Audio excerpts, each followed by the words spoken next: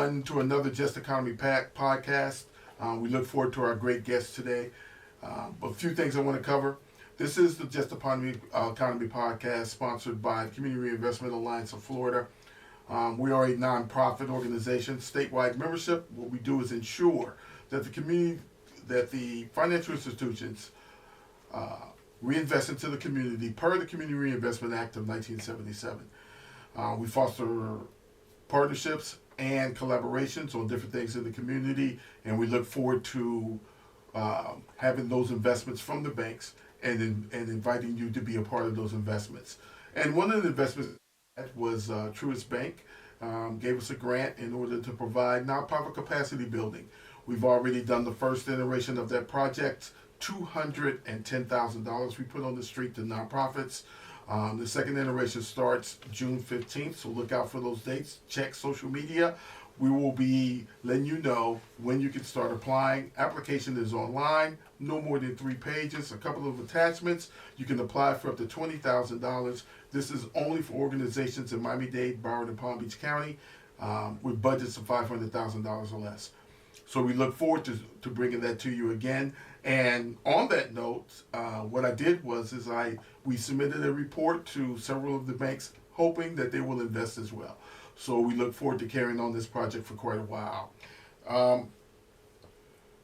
Also, with CRAF will be next week on the 8th. I will be in New York City. We will be having community bankers meetings with the banks in New York City. I will be up there for 4 days. We'll be talking about the Community Reinvestment Act, their continued reinvestment in the community, especially in light of all that's been happening as far as federal funding is concerned, and the lack of a better phrase, the attack on nonprofits. So we'll be talking about those things, and I will be up there all week. I'll report back on our next podcast and on our website so when I return. So today is a very special day. Well, all of them are special, but I have a lawyer in the house, an attorney in the house today as our special guest. And our special guest today is Michael Langley of the Florida Justice Initiative. We're going to talk to him about some legal items in the community that he can help us with, and some things that the nonprofits or social impact organizations should be highly concerned with. So, without further ado, Michael Langley. How you doing, Michael? I'm doing very well, Cornell. Thank you for having me here this afternoon. Great to see you. So, he and I have also serve in the Nonprofit Executive Alliance. Michael comes to all the events and talks about, from the legal standpoint, what's going on that affects the social impact organizations. So today we're going to get into some of that. So, Michael, before we even start, though, let's tell us a little about you, where you're from, what made the desire to become an attorney, and to get into this type of work from the attorney point of view. Yeah, Cornell, I appreciate that question. And, I just consider myself to be very blessed. I grew up in rural Virginia, but one of my earliest memories was actually having a neighbor that flew a Confederate flag in his yard mere houses down from me. And that led me to think, I've got to change hearts and minds in my own neighborhood, and how tough a sledding that's going to be. And so I have been civically minded ever since I was young. I used to march with my family with the local NAACP house with the oldest continuous records in the United States. My family has a large military background as well, so service has really been ingrained in me pretty much my entire life. And so over the years, I've actually had the opportunity to connect with some civil rights champions, people like the late Muhammad Ali, more recently, renowned civil rights attorney Ben Crump as well, and really focus on a lot of these issues that are happening in our world. But I really got into this work when I was part of a board of a nonprofit who actually gave an opportunity to visit a women's prison. Before that, I had never been to a women's prison, never been to any sort of correctional facility. But something told me it was going to be a very unique experience. And so I just went in with an open mind, and I was listening to the stories of the women that were there. And one of the things that really stood out to me was a woman who was talking about the fact that she was driving down the road one day. She got in a bad car accident, in which she lost both her husband and her young child at the time. Not only that, she ended up being hospitalized.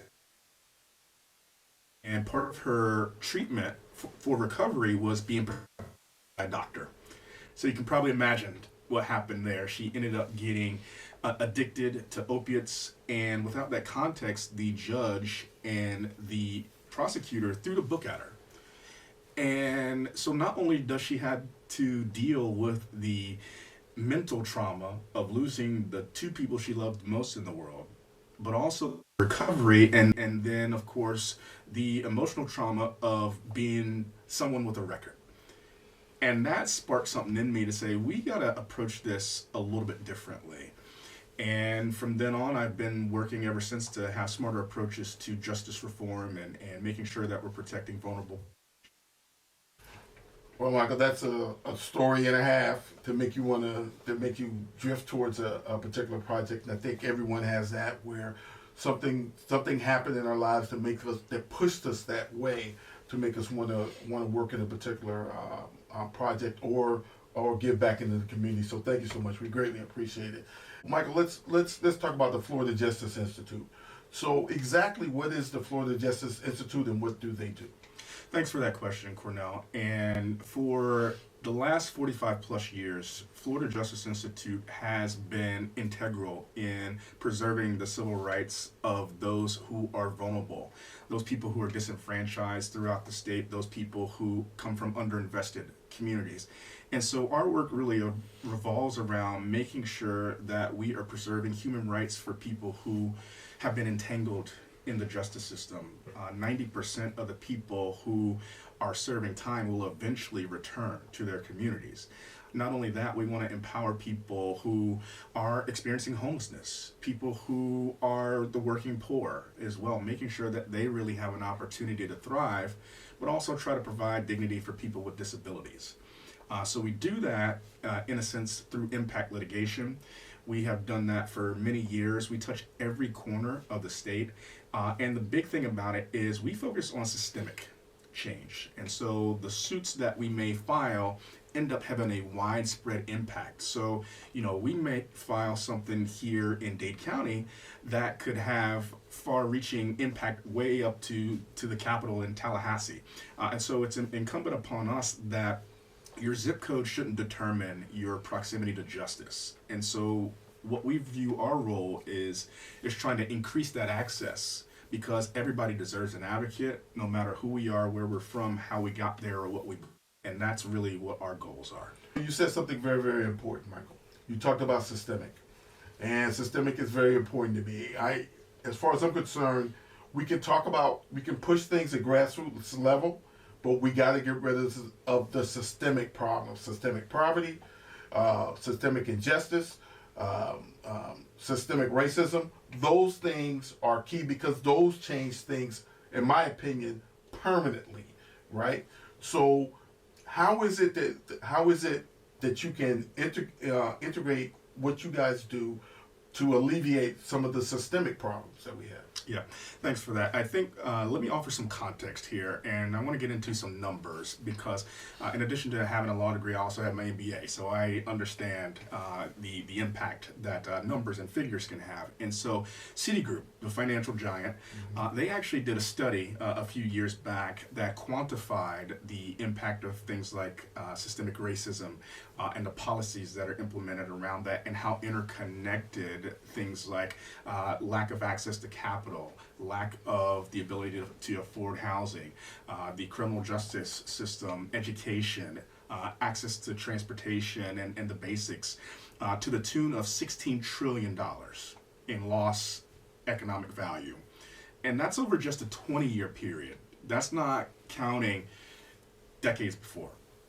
And so using that lens, we want to engage in issues that can have not only systemic impact, but are moral and economic imperatives. And so typically what will happen is that we will come into contact with information that we are aware of that are patterns that are happening in some form or another. I'll give you one example of this, is the fact that last summer, the Supreme Court actually permitted local and state governments to criminalize people who are unhoused, even when there's no safe shelter available in their Grants Pass versus Johnson ruling. And so you see these opportunistic governments in so-called both blue and red states that have pushed out policies and laws that then criminalized things like people being able to sleep. We all do that, no matter who we are or where we're from. We all need to sleep. It's a life-sustaining activity.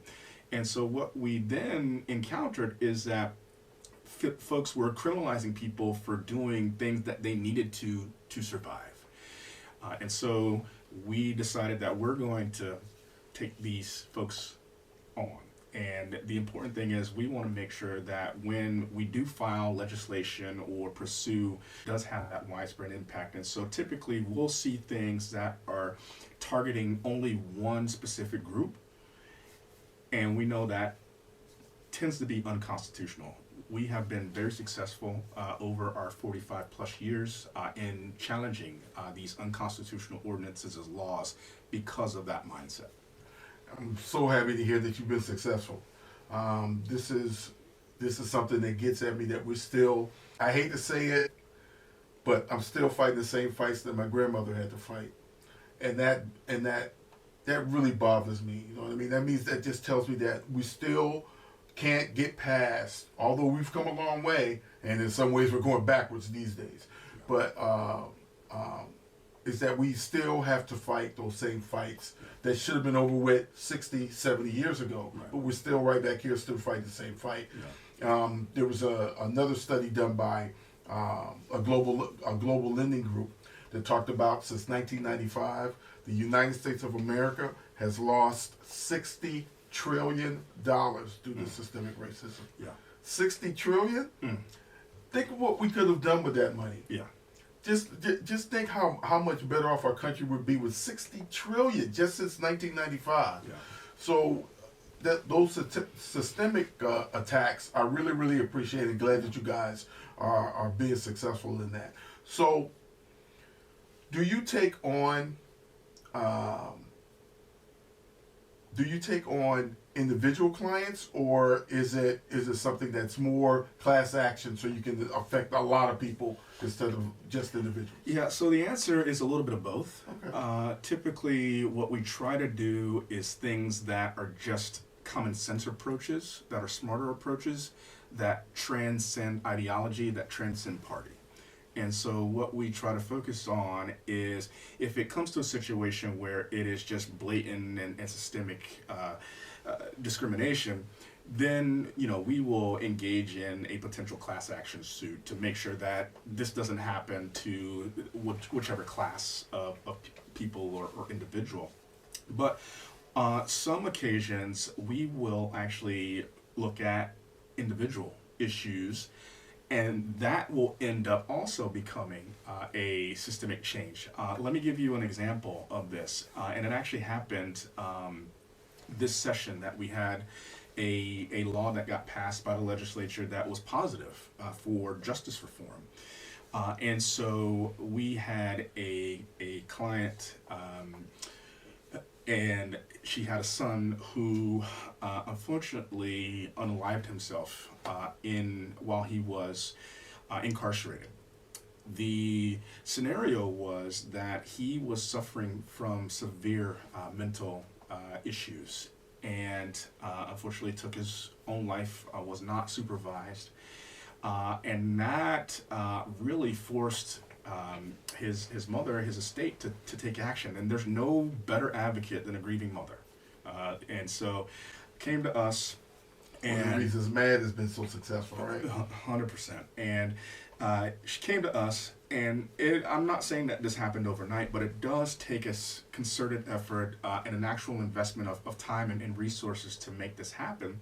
And so this year, we were able to help get the Tristan Murphy Act passed at the state legislature. And so what that does is it's designed to disentangle those people who are experiencing mental health challenges from being incarcerated and entangled in the justice system and get the actual treatment and the resources and the support that they need versus just being warehoused in the Department of Corrections.